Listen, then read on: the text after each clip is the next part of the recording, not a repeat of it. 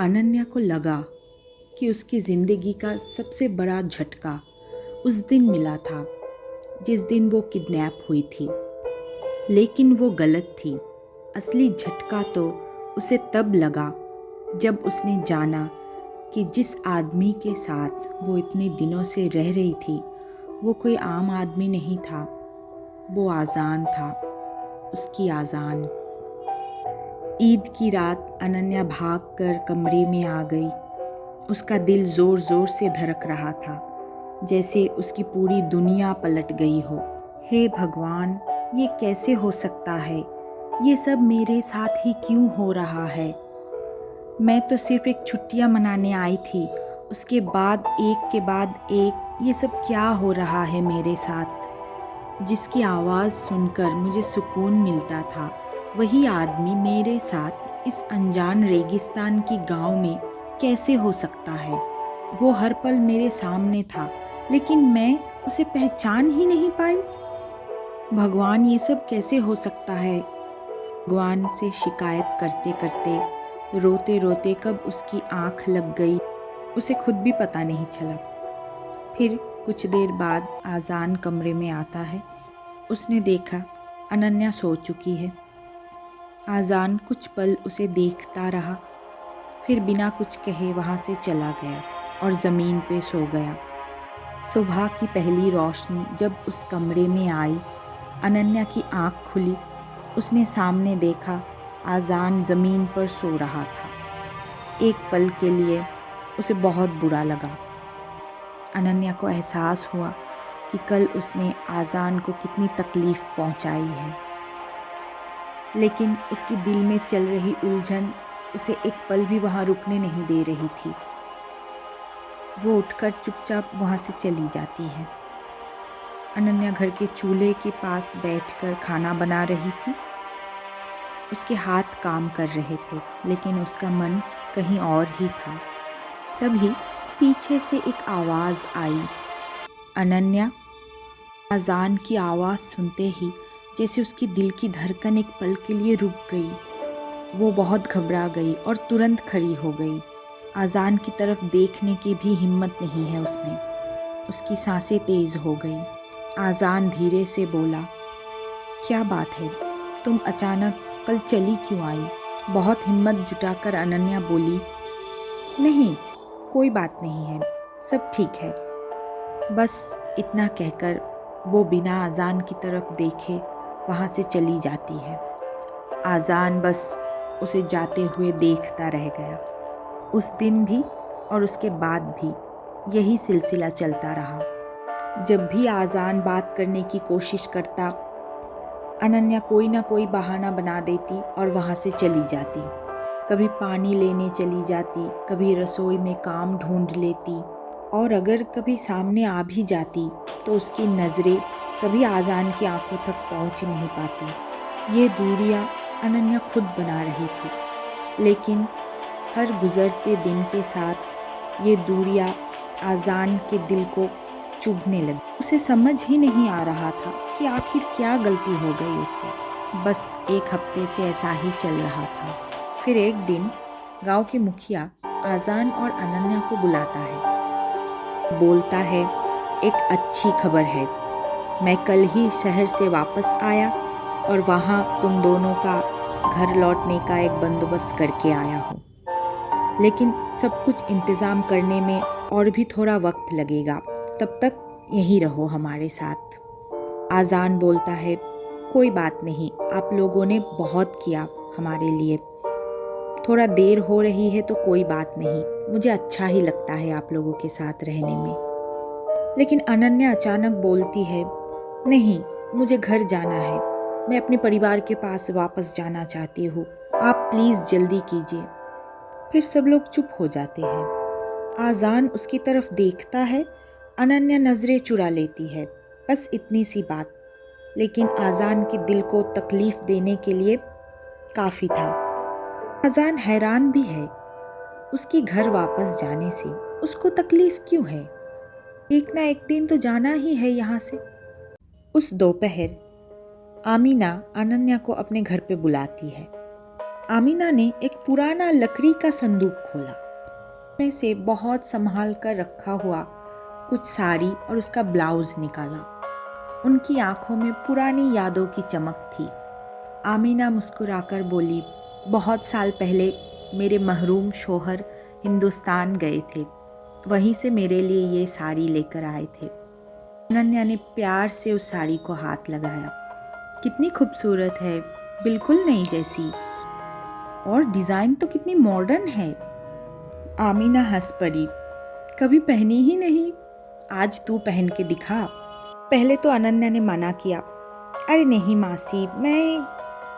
लेकिन आमिना की जोर देने पर उसने वो साड़ी पहन ली। अनन्या को साड़ी में देखकर आमिना की आंखों में खुशी चमक उठी। कितनी प्यारी लग रही है मेरी बेटी। लेकिन उस मुस्कान के पीछे आमिना ने अनन्या की उदासी भी देख ली। क्या हुआ बेटी, दिल इतना उदास क्यों है? अनन्या कुछ देर तक चुप रही, फिर धीरे से बोली, आमिना मासी, अब आज़ान बिल्कुल ठीक हो गए हैं। अब वो अपना ख्याल खुद रख सकते हैं। मैं अब उनके साथ एक ही घर में नहीं रह सकती। आमिना हैरान रह गई। क्यों बेटी, क्या आज़ान ने कुछ गलत किया, कुछ कहा तुमसे? अनन्या तुरंत उनकी बात काट देती है। नहीं नहीं मासी, नहीं, ऐसी कोई बात नहीं। वो बहुत अच्छे इंसान हैं, बहुत शरीफ, बहुत इज्जत देने वाला। लेकिन मासी, मैं आपको कैसे समझाऊं? वो मेरे लिए सिर्फ एक मशहूर सिंगर नहीं है। जब मैंने पहली बार उनकी आवाज़ सुनी थी, उनको देखा था, उस दिन से मेरी ज़िंदगी का हर मुश्किल वक्त उनकी आवाज़ के सहारे गुजरा है। जब भी मैं उदास होती थी, बस उनका एक गाना सुन लेती थी, उनकी एक मुस्कान देख लेती थी और लगता था बस सब कुछ ठीक है। पता ही नहीं चला कब वो मेरे दिल में इतनी गहराई तक उतर गए। पता नहीं मैंने दिल के कौन से कमज़ोर दरवाजे खुला छोड़ रखा था। मैं शादीशुदा हूँ मासी। ये बात किसी को समझाना आसान नहीं है, कोई नहीं समझता। मैंने कभी कोशिश भी नहीं की। जो भी था मेरे दिल के अंदर था। लेकिन अब तो वो हर वक्त मेरे सामने रहते हैं मासी। मैं उनसे आंखें मिला नहीं पाती। वो बात करते हैं तो मेरी धड़कन इतनी तेज़ हो जाती है, मुझे कुछ समझ नहीं आता। मैं क्या बोलूँ, मैं कैसे बोलूँ? अनन्या एक पल के लिए रुक गई, फिर टूट कर बोली, मेरी क्या औकात है उनके सामने? मेरी कोई औकात नहीं है उनके साथ रहने की, उनसे बात करने की, उनकी तरफ देखने की भी। मैं उनके साथ अब और एक घर में नहीं रह सकती। प्लीज़ मासी, मैं आपके साथ रहना चाहती हूँ यहाँ। आमिना ने सब कुछ सुना और प्यार से उसको समझाया। शांत हो जा बेटी, मेरी बात आराम से तो सुन। तभी आसमान में अचानक बादल गरजने लगता है और अचानक तेज़ बारिश शुरू हो गई। अनन्या एकदम घबरा गई। अरे बारिश? अमीना बोली, रेगिस्तान में बारिश नहीं होती है बेटी, लेकिन जब होती है तो बहुत होती है। अरे मेरा सारा सामान बाहर रखा है मासी, मैं अभी उसे लेकर आती हूँ। ये कहकर अनन्या तुरंत बाहर की तरफ भाग गई। आमीना बस देखती रह गई। आमीना की आंखों में अनन्या के लिए चिंता साफ नज़र आ रही थी। उधर आज़ान ने भी फैसला कर लिया था, अनन्या आएगी तो उससे जवाब लेकर ही रहेगा। वो अनन्या का इंतज़ार करने लगा घर के बाहर, लेकिन बारिश शुरू होने की वजह से वो भीग गया और घर के अंदर चला गया। अनन्या भीगती हुई घर का सामान लेकर घर के अंदर आती है, सीधा दूसरे कमरे की तरफ चली जाती है। आज़ान की तरफ देखती भी नहीं। इंसान का दिल जब ज़ख्मी होता है, दिमाग भी काम करना बंद कर देता है। आज़ान के साथ उस दिन वही हुआ। अनन्या से बात करने के लिए वो इतना बेचैन था कि वो अपनी सारी हदें भूलकर अनन्या के पीछे दूसरे कमरे में चला गया। अनन्या चौंक जाती है। आप? हाँ मैं, और आज तुम मुझसे बचकर नहीं जाओगी। क्यों भाग रही हो मुझसे? क्यों नज़रें चुरा रही हो? मैंने क्या किया है? अनन्या बोलती है, आपने कुछ नहीं किया। तो फिर? मैं समझ गई हूँ कि मैं कौन हूँ और आप कौन हो। मैं आपके बराबर नहीं हूँ। मुझे आपसे ऐसी बात नहीं करनी चाहिए थी। अच्छा, तो कुछ दिन पहले मैं कौन था? तब तो तुम हंस रही थी, मुझसे बात कर रही थी, मुझसे लड़ रही थी। तब मैं कौन था? अनन्या ने जवाब दिया, वो गलती थी। आज़ान धीरे से अनन्या के सामने चला आता है और सर हिलाता है। नहीं, वो गलती नहीं थी। वो मेरी ज़िंदगी की सबसे खूबसूरत सच्चाई थी अनन्या। ये कहकर जैसे ही आज़ान अनन्या की तरफ देखा, वो कुछ देर के लिए खामोश रह गया। वो बस अनन्या को देखता ही रह गया। बारिश की बूंदें अभी भी उसके भीगे हुए बालों से फिसलकर उसके गालों तक आ रही थी।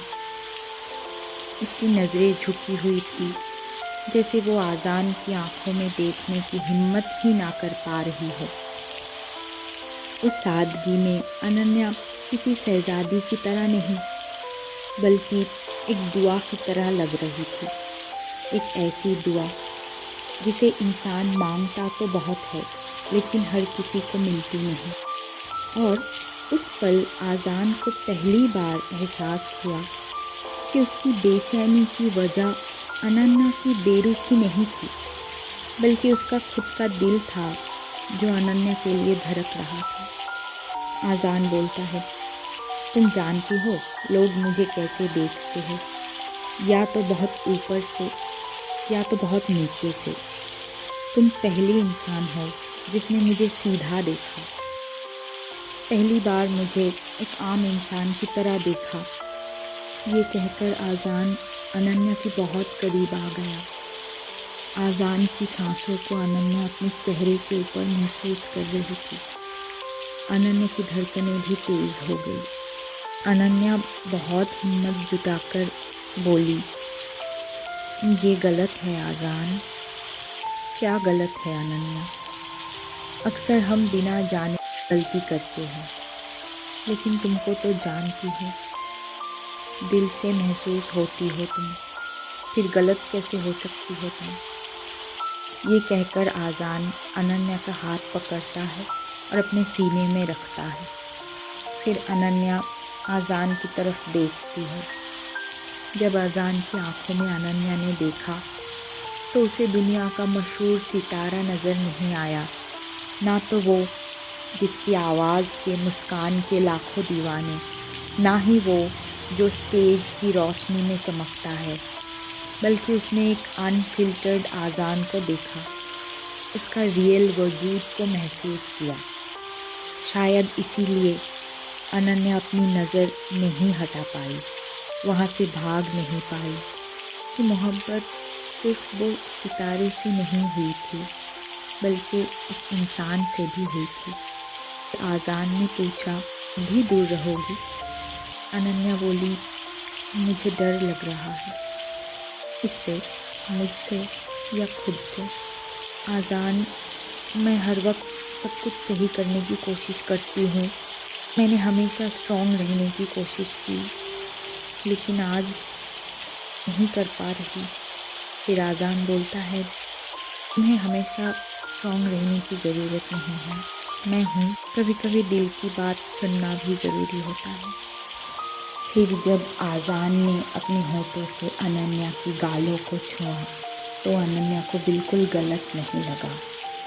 उसे लगा ये दुनिया का सबसे खूबसूरत फीलिंग्स। उस रात के बाद दोनों के बीच की दूरियां हमेशा के लिए मिट गई। ना उन्होंने कोई वादे किए, ना कोई कसम खाई, लेकिन दिल एक दूसरे तक पहुंच चुके थे। पता है, मैंने दुनिया देखी है, पर सुकून पहली बार देखा है। कहाँ? तुम्हारी आंखों में। शायद प्यार कभी कभी ऐसा भी होता है, गलत जगह, गलत वक्त, लेकिन सही इंसान। अनन्या पहली बार ये सब एक्सपीरियंस कर रही थी। उसने अपनी ज़िंदगी से कभी शिकायत नहीं की, राजीव एक बहुत अच्छा इंसान है। वो हर जिम्मेदारी निभाया, उसे इज्जत दी। अनन्या को हमेशा लगा कि यही मोहब्बत है। अनन्या को कभी पता नहीं था कि प्यार एक तूफान की तरह आएगा उसकी ज़िंदगी में। उसने कभी ऐसा प्यार नहीं ढूंढी, उसने कभी नहीं मांगी। अनन्या जानती है आज़ान की प्यार में उसकी ज़िंदगी बिखर रही है, लेकिन फिर भी उसे आज़ान के साथ बिखरना पसंद है। ऐसी बेइंतहा मोहब्बत हुई उसे आज़ान से कि वो और कुछ नहीं देख पा रही थी। अपना घर परिवार, अपनी लाइफ, सही गलत कुछ नहीं। वो सिर्फ आज़ान को देख रही थी और उसकी आंखों में खुद को। लेकिन हमेशा के लिए तो कुछ नहीं होता। एक दिन आमीना भागती हुई आती है, दरवाज़ा खटखटाती हुई। अनन्या दरवाज़ा खोलती है तो आमीना बोलती है, खुशखबरी खुशखबरी, एम्बसी तक खबर पहुंच चुकी है। कुछ ही दिनों में ऑफिसर्स आएंगे तुम लोगों को ले जाने।